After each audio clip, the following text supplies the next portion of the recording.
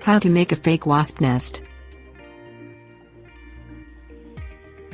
Whether you are looking for an activity for your classroom or trying to keep wasps from building nests in your yard, a fake wasp nest provides a teaching tool and a natural way of deterring wasps.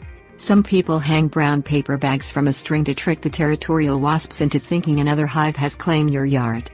No one has quantified how well the fake wasp nest works as a deterrent, but a more realistic nest may have a better chance of success. Things you'll need: balloon, string, glue, bucket, scissors, newspaper, gray paint, paintbrush, straight pin. Blow up the balloon to a decently large size and tie it closed. Tie a string between the knot and the inflated section of the balloon. Mix a thick glue and water solution. Proportions vary with the thickness of the glue, but use more glue than water so the final mixture is not thick or runny.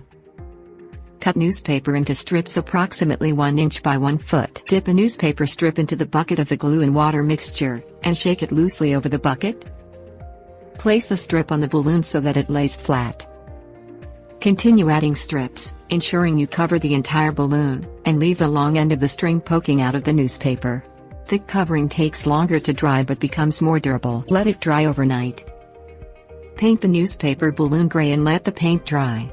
This may need to be done in sections to cover the entire balloon. Puncture the balloon inside the newspaper with a straight pin and tie the fake nest to your house, a tree or any other object in your yard. Tips: warnings. If the balloon won't stay steady, use a cup to hold it upright.